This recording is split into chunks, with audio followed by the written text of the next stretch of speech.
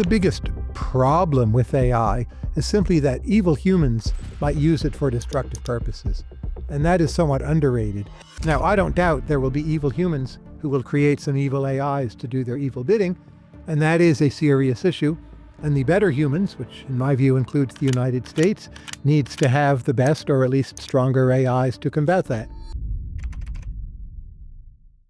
I've known economist Tyler Cowen for almost 25 years now. We met back in the early aughts after both of us started economics blogs. He is both the most interesting and the most singular person I know. I can't do better than that to explain the wild, wacky, and wonderful experience of knowing Tyler Cowen. I was with Tyler at a conference right after GPT released 3.0, the model that really showed the world what was coming with AI. We talked about almost nothing else all weekend, and I've been following him on it ever since. So I'm thrilled that he's agreed to join us today to talk about how we think about talent, human capital, and competition in an AI world. Tyler, welcome to the show. Megan, happy to be here. All right, Tyler, I have to start with a Tyler-esque question. I know you get this a lot, but right now, is AI over or underrated? Both. Everyone either overrates it or underrates it, or both. Hardly anyone is rating it properly. So you have the people who work on AI, and there's a selection mechanism where, well, if you're doing that, maybe you think it's the most important thing ever, and you've seen so much progress in the last 4 years, all those expectations are validated. And then there's the newbies who have attached their status expectations to basically a non-AI world, and they're starting to worry that perhaps all of those will be dashed, and they hold it at bay by saying it's either a big fraud or maybe it will kill us all or whatever else. But they are underrating AI, and the truth, as is often the case, lies somewhere in between. Relative to which margin do you think AI is most underrated, and relative to which margin is it overrated? I think the biggest problem with AI is simply that evil humans might use it for destructive purposes. And that is somewhat underrated. They're ultimately glorified cash registers, so they haven't been through a Darwinian evolutionary process where they fight against other species. They're goal-directed. If anything, they're too sycophantic. Now, I don't doubt there will be evil humans who will create some evil AIs to do their evil bidding, and that is a serious issue. And the better humans, which in my view includes the United States, needs to have the best or at least stronger AIs to combat that. So, this gets to, I think, where you think AI is going, right? If you think that it is self-accelerating, either because it's going to become a super intelligence and it's just going to start, you're going to reach takeoff and it's just going to turn into some weird machine mind that mere humans cannot possibly understand. Or I think you can have a lesser theory where it enhances your productivity so much that there's no second place for getting to a certain threshold. That once you've gotten there, you're probably going to just stay as the market leader for at least a long, long time. Do you believe in that scenario? And if so, which of those two scenarios do you believe in? Maybe neither. We've seen a lot of leapfrogging in the AI sector already. So people had written off Google, and now there's people who will insist, well, Gemini is the best. Whether or not you agree, it's not a crazy claim. And certainly for images, it's the best. For looking for data from governmental public sector databases, it's probably the best. It's not the best for everything. So I don't believe in permanent advantage. Some people say, well, Elon is the most determined and he'll control, the solar power up there in space because he has the rockets.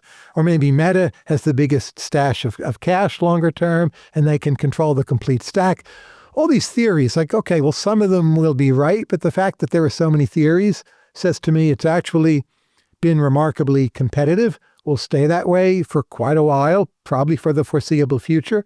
You have these incredibly strong, smart, sophisticated competitors, and I don't see that stopping anytime soon.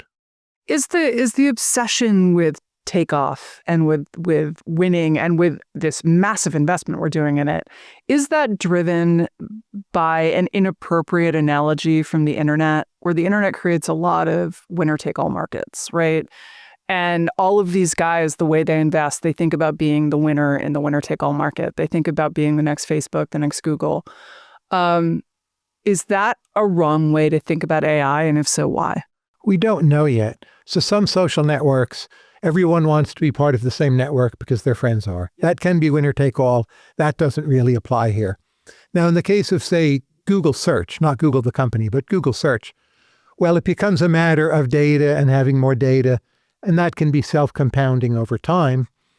But it's also interesting. You look at the discussion a year and a half ago, people were saying, oh, Google is cooked. Like AI search is better than Google search, so they're done. Now, that hasn't turned out to be true. The share price of Alphabet has done extremely well. And furthermore, Gemini is now a leading AI model. So they're very much not cooked. It's a competitive market. But there's more competition in search now than there ever has been. I use Google for search hardly ever. If I want to go to, say, Kennedy Center website, well, I'll use Google for that because I know where I want to go. But to look for something, I'll just never do it. Yeah. I use some AI model, which again could be Gemini, but probably isn't. I do occasionally search. The funny thing that I use it for is I use it to find old columns. It's still actually like usually the fastest way to do that. I agree. I did that you this morning. You put Megan McArdle and whatever AI. Kitchen equipment. Equipment into Google. But occasionally I'll be looking for something quite specific and I'll use like a quite specific search term. And Gemini, the little bit at the top of Google, will hallucinate some completely fake story about me and the kitchen equipment, or, but yeah, I don't use it either, right? I actually now have, I have 3 little GPT bots that I made. One of them is my researcher, one of them is my personal stylist, and one of them is my fact checker. And those, usually it's the researcher that I go to or the fact checker that I go to do most of my search. And for competition, Chinese open source already is potent competition. It's in essence free. You don't pay things to the AI company per se. And even if people don't use it, don't trust China, so to speak, it's there. UAE announced an open source model. Haven't looked at it yet. It's supposed to be quite good. So there's going to be plenty of competition. I want to talk about the AI race. I was going to talk about this later, but like let's just go right now. China versus the US on AI. Who's winning right now? The US is clearly ahead. China, you could say, has the best open source models. But I don't view it as a race of us against them, which is usually the way people think about these things. The long run equilibrium could be there's a number of lesser powers, including, say, terror groups, that have bad evil AIs, and that the US and China work together to stamp those out or keep them limited. So our interests and theirs in some ways are quite opposed, say control over the South Pacific, but in a lot of ways, well, we want a lot of global trade. We want the rest of the world to be pretty orderly. We're the 2 winners of the current global order, and we share this kind of small c conservatism in many ways. So China, to some extent, will end up on our side with AI. And it could be we work together with them in this super selective, never entirely friendly way to keep order in the world. I think that's more likely than it all just being a race of us against them. What about Europe? So Europe has basically missed the tech boom. And I've been thinking about the fact that, 10 or 15, 20 years ago, you and I were blogging. And 23 years ago is the number you're looking for, Megan. 20, please, more for you. But over the years, we would have arguments with some of our favorite lefties, like Matt Iglesias and Ezra Klein, fun little club. And they would say, well, we should just be more like Europe. We should make those trade-offs. We should have more government spending. We should have more leisure. We shouldn't, we shouldn't have this U.S. kind of laissez-faire winner-take-all economy. And that was an argument that I felt like I could win 15 years ago, but I felt like I had to work for it. And now I don't feel like I have to work for it. Everyone is looking at Europe and saying, oh yeah, this is really challenging, right? They completely missed the tech boom because of regulatory stuff, because their capital markets aren't deep enough. And now they're falling farther and farther behind the US. And it just looks like a much less pleasant trade-off, especially as you see their fiscal problems coming. Can Europe turn this around? Are they going to be competitive in AI, or are they just too far gone? There's a few different questions in what you say. I think Europe is currently somewhat underrated, though it's not underrated in AI. Mistral is not currently on a track to make profit and be sustainable. The French government or the EU may in some way try to bail it out of the commercial mess. But at some point, to be a good company and have first-rate products, you need customers who demand first-rate products. So it's not as simple as getting a governmental guarantee.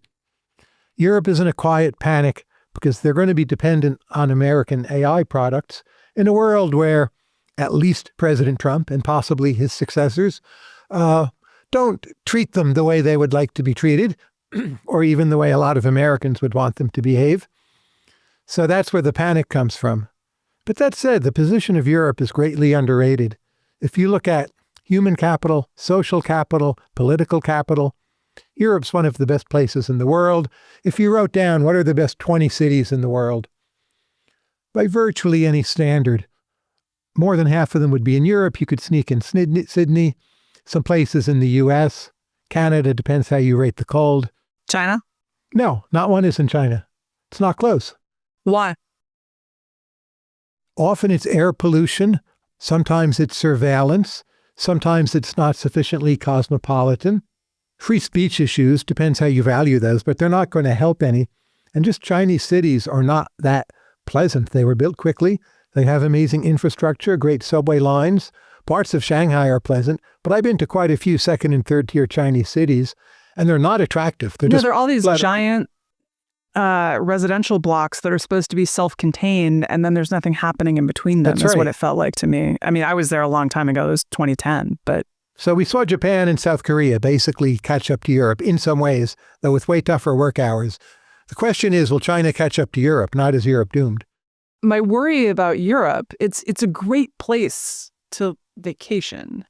And I think it's a great... And to live. No, I have never lived there, so I cannot. I've lived in London, and... Doesn't count. It's a different Europe. I also wouldn't say that next to Waterloo Station in the winter was a great place to live. London has many charms, but the Waterloo Station area was in a dreary March was not one of them. But can they actually get out of their own way, right? You had the Mario Draghi, Italian economist, also served as Italian prime minister, also served as the president of the EU Central Bank, released a competitiveness report last year in which he said Europe needs to figure out how to get out of its own way. In fact, even though they've got this massive market, it's not united. There are, in fact, a lot of internal trade barriers, much more than in the United States. And so even though they have a higher population than America, and the idea was the United States of Europe, they haven't gotten there. What they do have is the huge overweening federal bureaucracy. It's kind of the worst of both worlds in a lot of ways. And that they need to fix that and really work on competitiveness. And I see people talking about it, and I talk to people about whether this is actually going to happen. Because there was, in the immediate aftermath of this report, there was an outcry, an upswelling of interest in doing something about this. But I haven't heard what concrete things Europe is doing to fix the capital markets problems, the internal trade barriers problems, and I think also the cultural problems of penalizing failure so heavily that it's hard to get stuff off the ground. And the people who do get stuff off the ground tend to come to the United States, where it's easier both to get capital, but also, I think, to fail gracefully. Well, that's why it's at, say, 70% of U.S. material living standards. But tell me what's wrong with this argument. New technologies basically diffuse, right? Sure. Europe has iPhones. They're the same as our iPhones. They're just as good.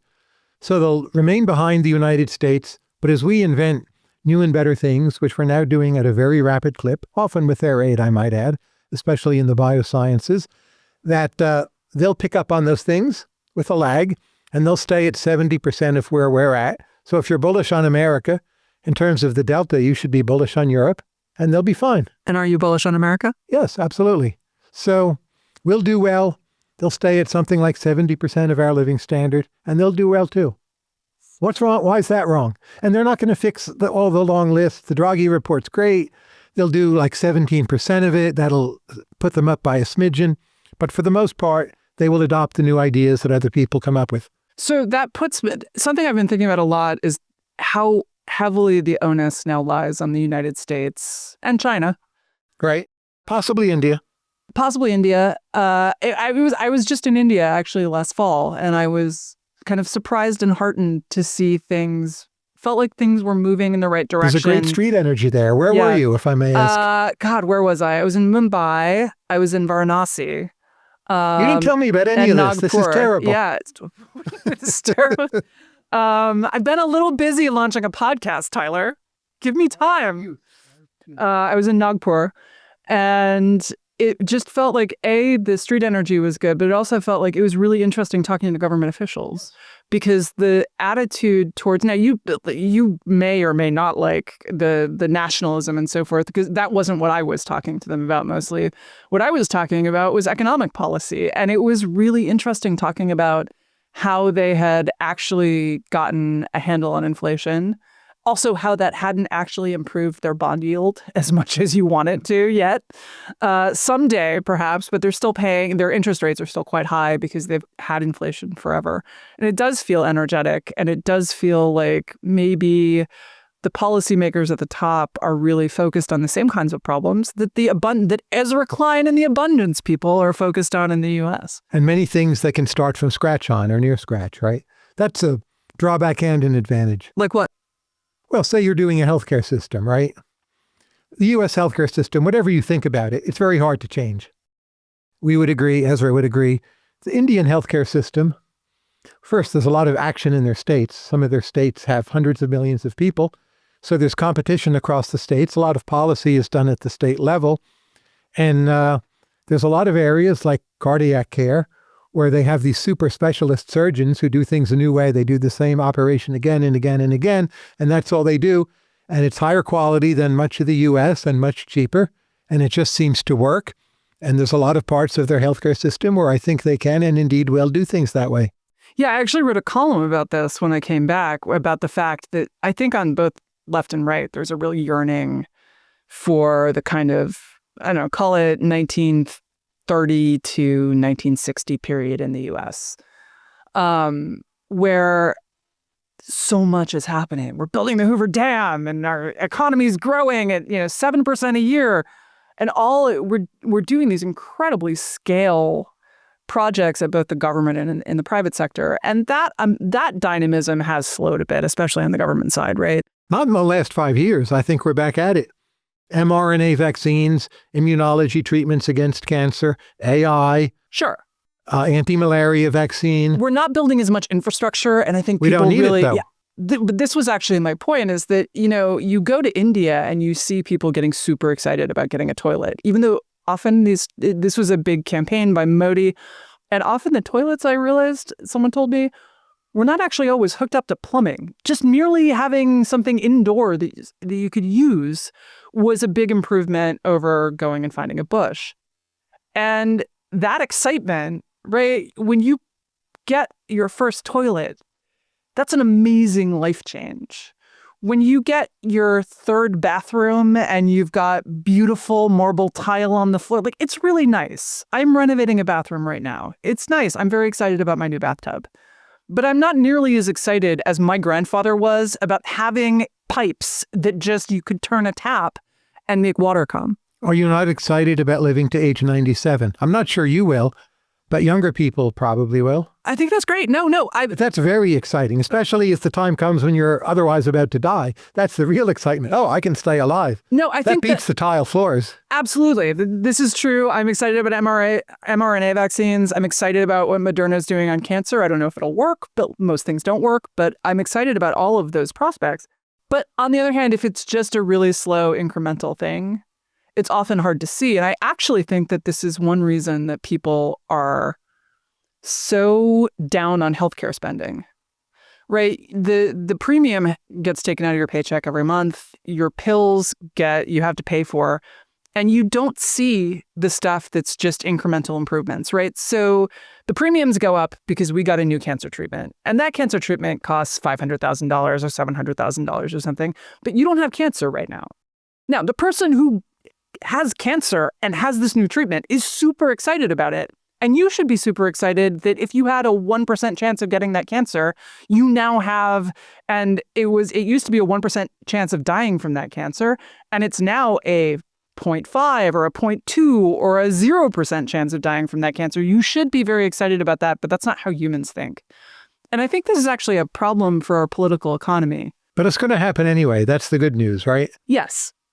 But I wish I had some way to convince people that, there are a lot of marginal improvements happening, and they're not as showy as getting electricity or seeing the Hoover Dam, but that doesn't mean they're not great. But some are pretty showy. GLP-1s. Yeah, fair They enough. haven't quite fixed obesity, but a major weapon against obesity, diabetes, and it's visible. Yeah. And tens of millions of Americans love them. More to come, right? So I want to go back to the question of AI.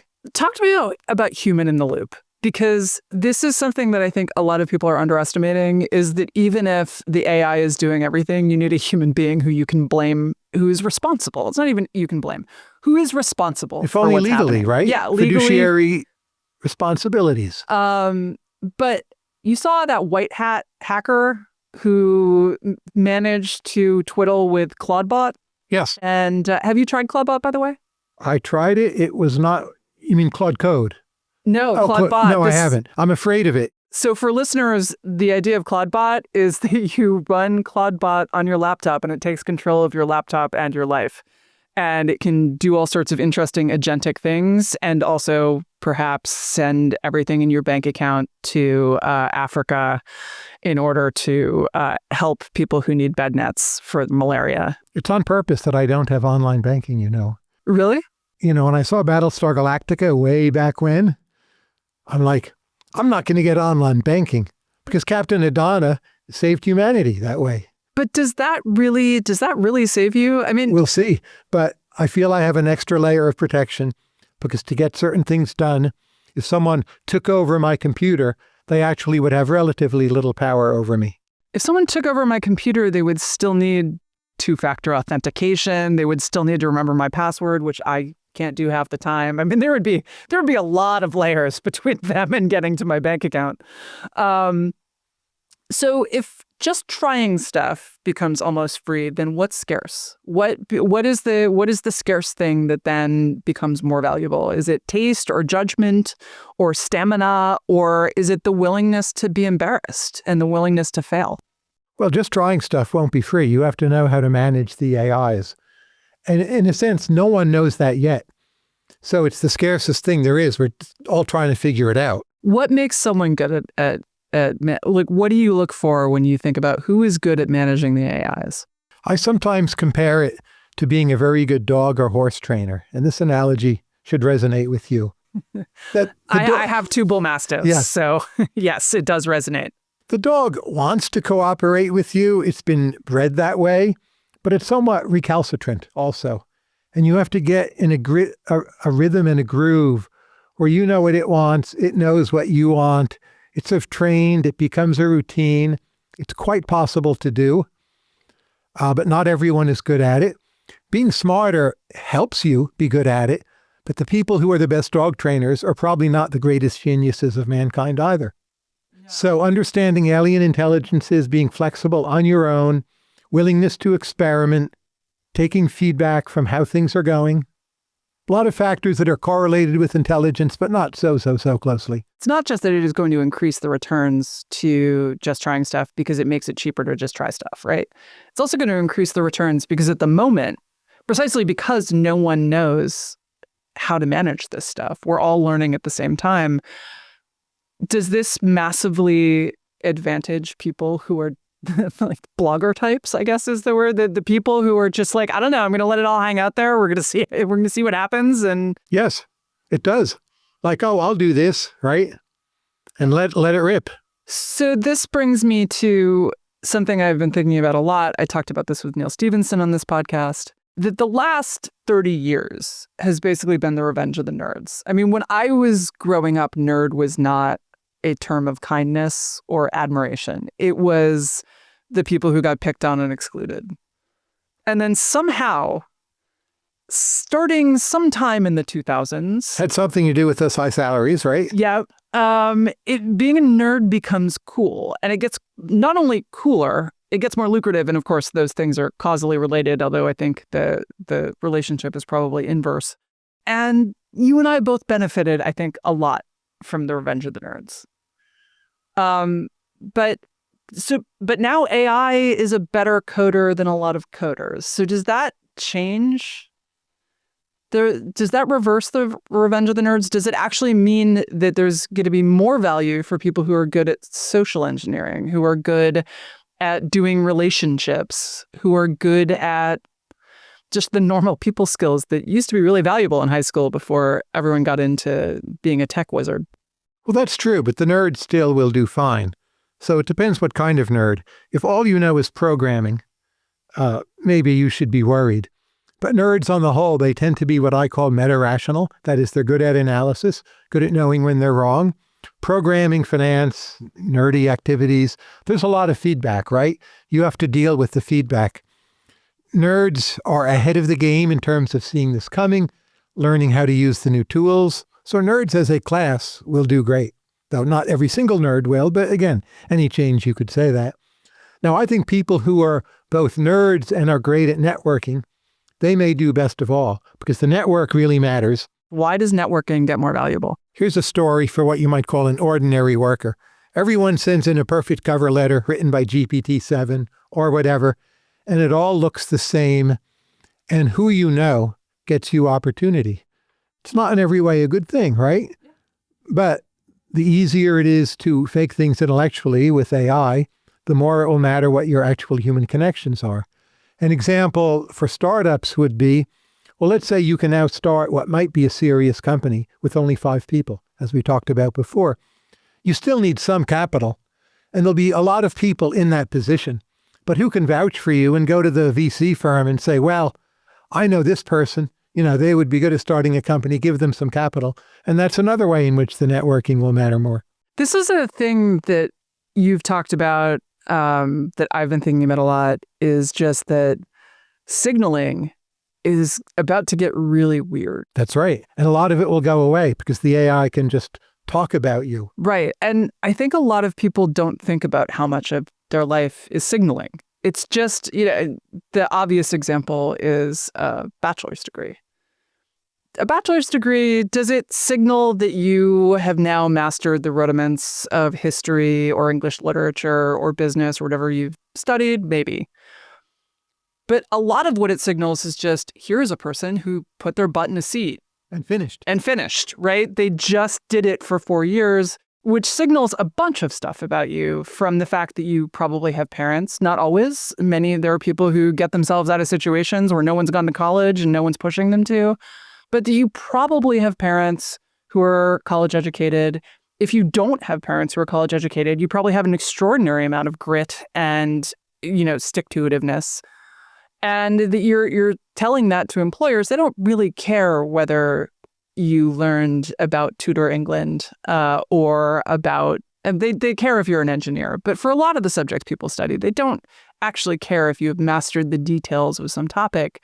What they care about is that you are the kind of person who can master the details of some topic long enough to get a degree.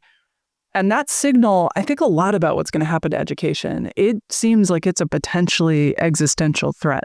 There's one scenario, I'm not predicting it, but it's possible. You grow up with an AI, the AI records data on you for years, and when the time comes to look for a job, you send that file in. And you might say, oh, who would want to send that file in? But if you don't, it's a negative signal, right? And maybe the equilibrium is you send in some version of that file. It's stripped of personal information, but how good you are at math, how much you know about Tudor England, whatever.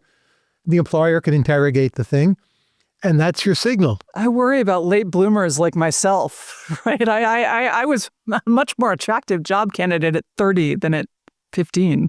You would do fine under this system. The AI would see in advance that you're a late bloomer because you have all these correlates of being a late bloomer. Which, such as? Obsessiveness at an early age, interest in books, family background, just for a start, articulateness. Both my parents nearly flunked out of college. I nearly flunked out of college. I don't know what gene controls nearly flunking out of college, but whatever it is, we all had it. We all went on to do fine. My father got a PhD. I got an MBA. I am gainfully employed to this day. At some point, the AI will see through all of that. Well, we hope so. Stamp the endorsement on Megan McArdle. But for the world as a whole, it's much trickier because not everyone is like you, right? Expand on that thought. I mean, not in the self-flattering way, but expand on that thought. Well, how's the AI going to evaluate John Lennon, for instance, who is obviously an incredible talent, right? highly intelligent. I think the AI would pick up on that. But what will this guy actually do? The AI will ask. It's like, well, he could be part of the Beatles. Okay, but that's a tiny chance. And after that, it's not entirely clear what he would have done. Well, wasn't he? He was a bit of a street brawler, so maybe bit a of a street security brawler. guard. But you see the issue, right? Yeah. Vincent van Gogh, right? The AI interviews Vincent. Vincent, where'd that ear go? That's one part of the interview. It's not going to go very well. Now you could say he's been a highly creative fellow. Okay, but I mean, can't you say on the flip side, though, that the AI will not have our human prejudices about people who cut their ears off and try to mail them? But people who look bad on paper but are 1 in a million chances, like Van Gogh, like maybe John Lennon, they might have trouble in this new regime. Tyler Cowen? Would Tyler Cowen have trouble in this new regime? No, not at all. I would be like you. Like it would see early in my life, I was smart, I was good at chess. I read it from a very young age. I would do great. Well, maybe it would just make you go be a chess grandmaster. Well, it wouldn't make me do anything. It would tell me at some point to leave chess because the pay was low, especially back then. Rationally. So that's fine. And I did that anyway. I do think that even the conscientiousness signal is quite different between I had to turn in some term papers every term or else I wouldn't have passed my classes, or I spent 5 minutes prompting GPT to write a minimally decent essay a few times a month. Like that's a much easier signal. The latter it's is a much amazing easier how many signal people drop out even with AI and Really? the ability to cheat. You'd be surprised. Why? There's something about finishing that is simply hard and not getting too caught up in the problems of your family, your friends, your personal life. The AI helps a bit. But, I encounter students and I hear stories, which I'm really not supposed to relate. And it's just very clear they're not cheating, which is good. But you're wondering a bit, like, how does this whole thing work? But I think What do you mean? when it comes to the dropout rate, it will not change much because of large language models. And we don't see it changing much, do we? We've had GPT-4 for a while now. The answer is I don't know. I do know that all my professor friends complain about how many people are obviously cheating in their class. At a high rate. I'm just not sure it matters that much. Because it's finishing that matters, not your grades. So much, in most areas. So on the flip side, if you want to boost the value of your degree, you need to be teaching people somehow how to use this AI and not to cheat with it. Of course. And I think about what a university like that would look like. You recently kind of outlined some ideas in a talk at the University of Austin, where you were a board member, advisory board, which is not a fiduciary thing, nor am I paid or anything like that. What are the big 3 things that you think higher education needs to do to restructure itself to make students who are AI native and hopefully AI masters? Higher ed is not one thing. So if you're talking top 10 or 20 schools, they're doing great. They'll still do great. They could exist only as dating services and be fine. Though, of course, they're more than that. But the kids aren't dating anymore, Tyler. Well, the schools can bring them together somewhat more, perhaps. Maybe we AI matchmakers where you don't even get to choose. It'll be like the old, what's the name for the yentas, right? Who just, they show up and this is who you're marrying. But outside of those. All schools should devote a significant portion of their curriculum to teaching the students how to use AI with the following caveats. First, most of the faculty don't know, so there's no one to teach it. In that sense, they can't do it. Often the students know more than the faculty. When you teach the students how to use AI, you're not pushing them away from learning other things. You're using the AI to, say, read Homer or learn calculus or whatever. Oh, I love reading with AI. Yes. Because it's not like I'm doing it every page, but just the ability to stop and say, I don't understand this. What is happening here? What am I missing? I do it now with economics papers too, where if I come across something where I'm not understanding what they've done in this paragraph, I just copy the whole paragraph and I say, could you please translate this into layman's terms? It's extremely good at it. My day is just filled with AI prompts every day. I run my own podcast. I have to prepare for guests. So one pending guest, he's an expert on ancient Egypt and Ptolemaic Egypt. It'll be a good episode, but those are hard topics for me to learn. It's like Chinese dynasties. You can memorize them, but what does it all really mean? I find it really difficult. I did not realize the extent to which, because now my brain is old and unplastic, but just how much easier it is to learn Western history because the names are not as immediately legible. And you can link everything maybe to a place you've been or some other thing you know. Yeah. Or if you're from Ireland, where your family was from, Yeah. right? Much easier. So ancient Egyptian history, I've always found very hard. And now I'm reading his books. There's so much I don't know. Many, but not all of his books are written for specialists. So I just keep on asking. I can prepare for that podcast in less than half the time it would have taken me a few years ago. So you wrote a book with Dan Gross about talent. We've talked about how people should think about preparing themselves for AI, but how do companies think about finding talent in an AI era? Right before AI. You and I were at a conference. That's when right. When GPT 3.0 came out, and it was all anyone talked about that weekend, or at least the people I talked to. There were a lot of people at that conference, but so it was right before that. How is anything in that you wrote in Talent with Dan Gross? Has your thinking on any of that changed with the advent of AI? Daniel and I wrote a paragraph in that book. We said, we know AI will be important, but we're not going to talk about it because we know whatever we say will change so rapidly. It would require something of its own in the future. And that's held up very well, that paragraph. You need to test people on how well they use AI now for most endeavors that you might want to hire them for, fund them for. So one way to do that, if you can, is just sit down with them and ask them to start prompting and see how they do. It's not always feasible. And you can help them and see how they respond. It's a very simple way of conducting an interview where you learn a lot about the person quickly.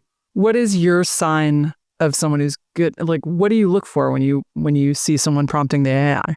Well, if they're amazing at it to begin with, that's wonderful, but you don't really need that. Most people are not. The ways you can learn to be a good prompter, you can learn very, very quickly. So you just see how quickly can they pick up the tips you give them. And that's telling you something about how they'll adapt to the AI. It's not perfect, but given where we are now over time, the AIs will make the judgments. There's a number of companies taping large numbers of interviews, and over time they'll track people and see how well they've done 10 years later. We need the 10 years to arrive, but we'll have a lot more data about what in an interview predicts success, and of course we'll use it. This is in some ways intimidating. It's like the John Lennon question, right? Hey, Vincent, where's the ear, right? Guy could not answer question about ear. Negative signal would be the normal response. I feel like Van Gogh would have, in fact, answered the question. It's just that the answer would have creeped out the AI. I don't think... I mean, he was pretty open about... I think he was. You have to be when it's the ear. Indeed. So does AI raise or lower the returns to conscientiousness?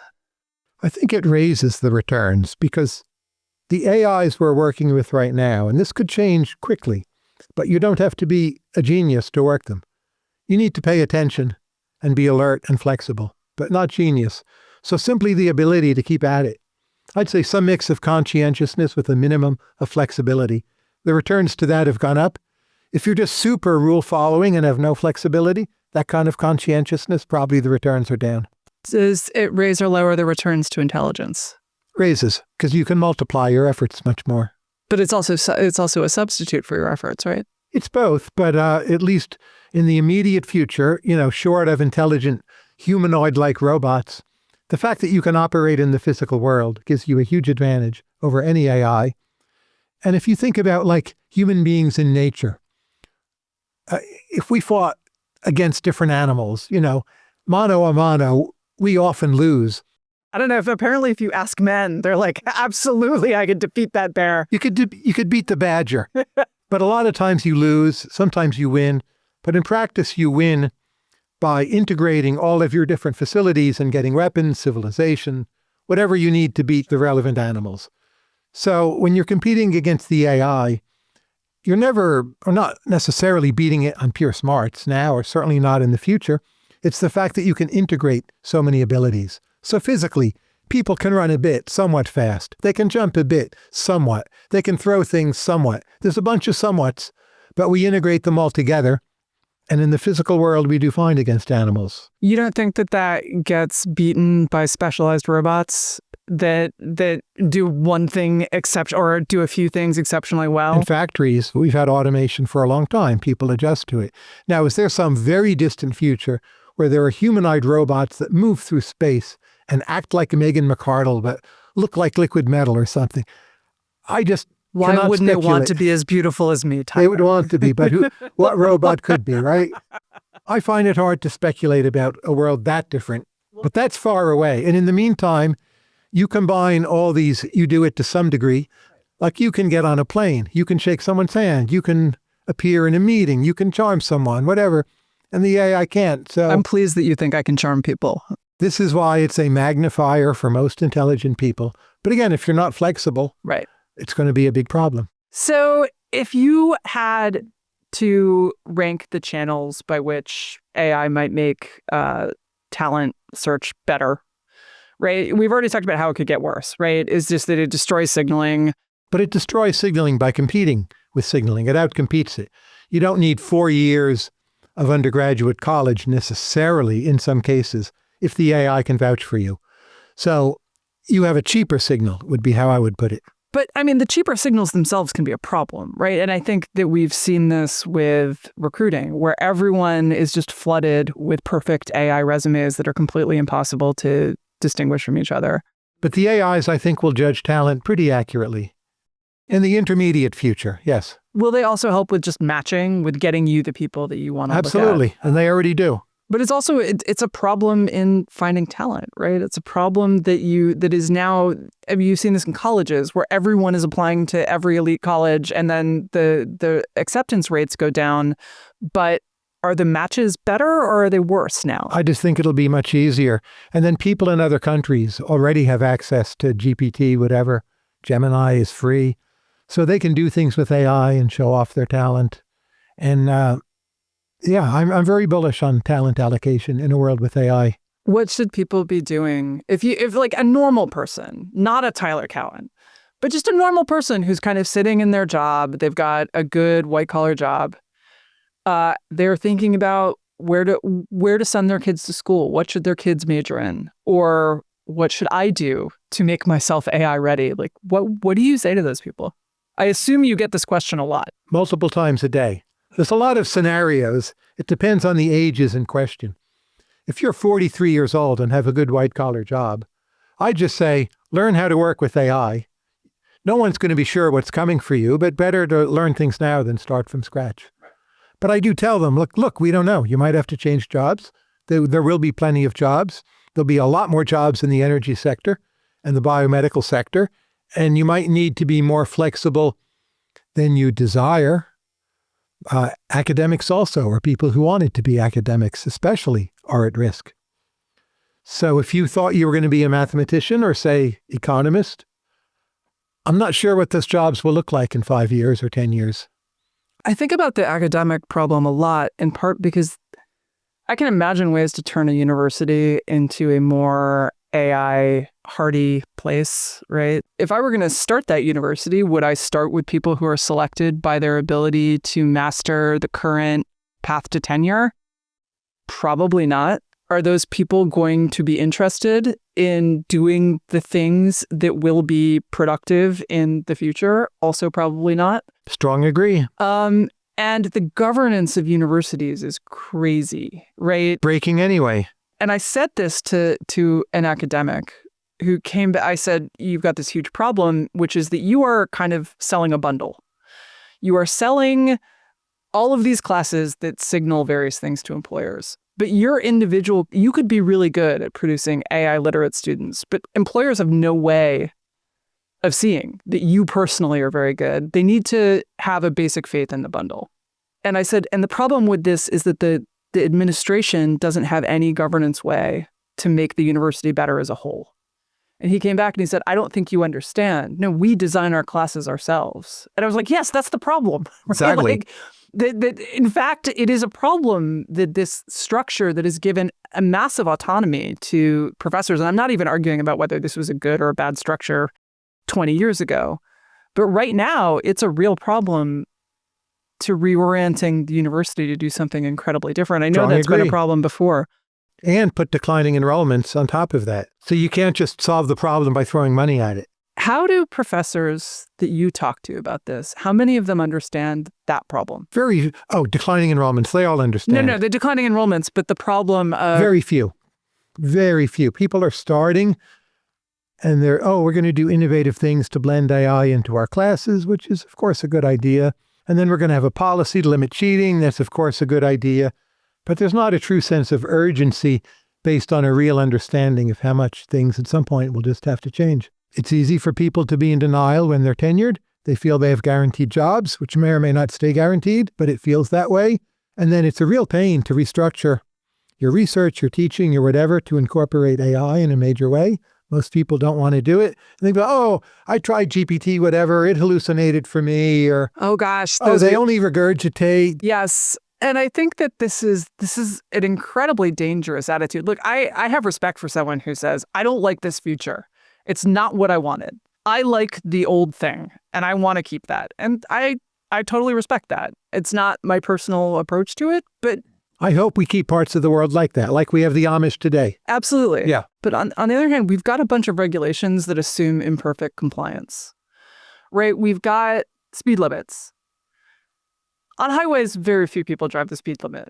And it's dangerous to do so often. Yeah. I sometimes drive the speed limit because I'm basically a grandmother in a younger person's clothes, although not that much younger these days. But you don't want a system. You can imagine a pretty easily an AI system that would have perfect ability to detect speeding violations, right?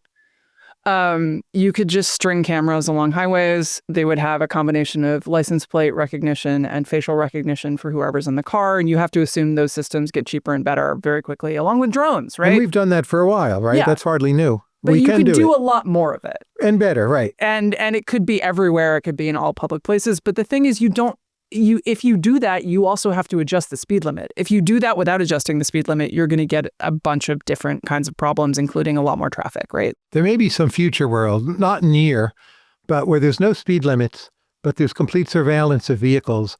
And at the end of the month, you pay a fine based on how well you drove. But isn't that also true for companies to some extent? Like they've got a bunch of rules, and formally, right, the informal rule is do not make a problem for HR. But the former rule is much more restrictive than that. And are we, as compliance and monitoring get much easier and cheaper, are we going to have to go reteach people how to... Are we going to have to retool the rules? And how do you retool the rules in either the amount of detail that human intuition and give and take does, or do we just have to rethink rules entirely? We'll have too much surveillance. So what China does, if you jaywalk, I think it's in Shanghai, they don't even send you a ticket. They just deduct it from your account and you get a little notice that the money's gone. I don't think America is going to go that route, but the whole notion of rules and very strict thresholds we'll need to redo. And again, government will lag and there'll be these significant social problems in the intermediate periods. And then how are people going to agree on the new system? Whatever you and I think it may be, everyone's going to have an opinion on matters such as this, right? But no one's talking about this yet. No one's right? talking about it. It's going to take quite a while to converge on something that becomes a new consensus. How do we want rules to look?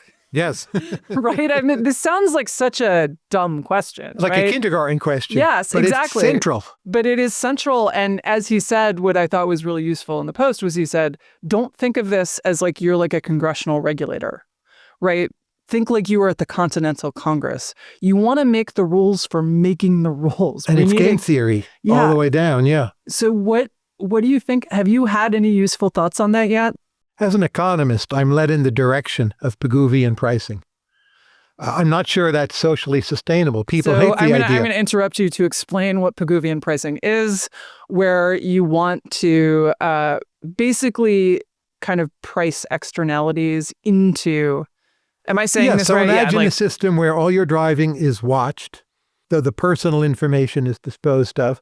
The AI decides how well you did that week. And if you were driving recklessly, you pay a fine in proportion to the gravity of your mistakes. So that encourages people to drive better. You don't have a fixed rule. It requires A, a lot of trust in the AI, B, people accepting Pigouvian pricing. And we know they hate carbon taxes, right? They hate having to, I mean, and this is the thing. On the one hand, there is a possibility that AI could eliminate crime as we understand it, right? Because the ability, in the same way that, Derek Thompson recently asked, where did all the serial killers go? And there's a lot of answers to that question, but the most, we don't have so much lead poisoning anymore. We haven't sent so many men to war. They're not so psychologically scarred as the World War II generation was. We probably do a marginally better job policing child abuse, and most serial killers seem to have come from pretty abusive situations. But one answer is just it's way harder to be a serial killer now than it used to be. And that both cameras and DNA evidence. Yeah, Bill James, who has a great book on sort of popular. It's called Popular Crime, and it's just about big, famous, wonderful, underrated book. One of the most underrated books. I love that book, in part because it's episodic, and you can just dip into it whenever you're feeling a little blue. But he says in the book that at one point he was going to do, because Bill James is a sports writer. He's the Moneyball guy, but what he apparently in his spare time was doing was reading like every true crime book ever written. And then he wrote a book about the true crime books. Very autistic thing to do, of course. Yes, wonderfully autistic thing to do.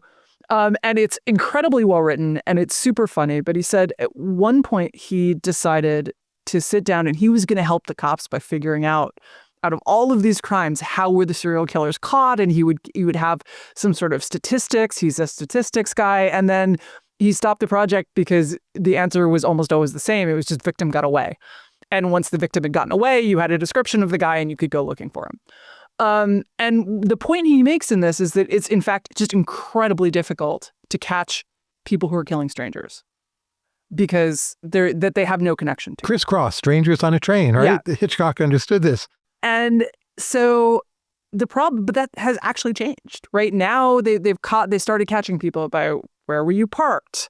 Were you suddenly using your credit cards? There was a guy in Alaska who was flying a plane in, killing people and then flying it out. And he eventually got caught because he used a credit card. Right. And those things have changed. And it's actually, so you could imagine more changes along that lines where it effectively becomes impossible to commit murder and get away with it.